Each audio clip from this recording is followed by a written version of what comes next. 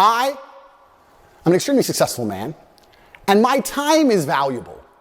And you're wasting mine, yours, and everybody else's. So if you're going to come along with your extremist ideas, I would at least sleep better at night if you were feeding some poor, innocent children somewhere in the world. But you have no interest in doing any good for the earth. You're only interested in spreading hate, unlike me, who wants to do good things.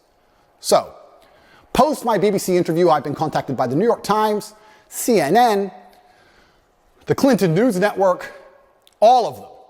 And they're all desperate to interview me because they understand the number of views it will get. I want to try now.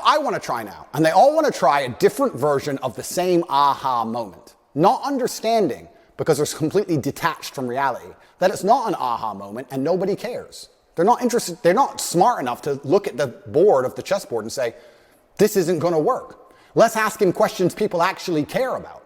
They're not that smart. So if you want to waste your time and mine, that's what it's going to cost you. $50,000.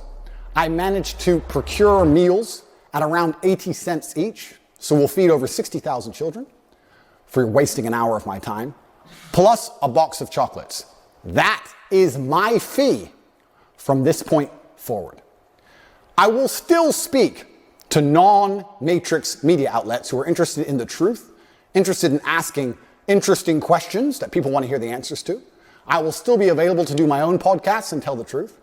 But as long as legacy media retain their reputation as peddlers of extremist ideology, I no longer have any interest in promoting them and making them relevant. It's better we allow them to become irrelevant, which they are doing, through their own dishonest actions. I will no longer interact with any of you for free ever again. So, to the 64 journalists who have emailed me so far since the BBC interview, do you have $50,000 in a box of chocolates? Because I'm not interested in speaking to you for any other reason. I actually think I'm being quite kind only charging 50 grand. I should charge 200 grand, but I'm a nice man. And $50,000 will still feed a lot of children. I promise any legacy media outlet that pays me the fee can have an interview. And I also promise to provide full accounting and receipts to prove that that money goes directly to charity, to feeding children in war-torn countries. But I will no longer allow the matrix propaganda machine to infect the minds of innocent children by using my relevance to achieve interviews and get views they would never normally get to spread hateful propaganda.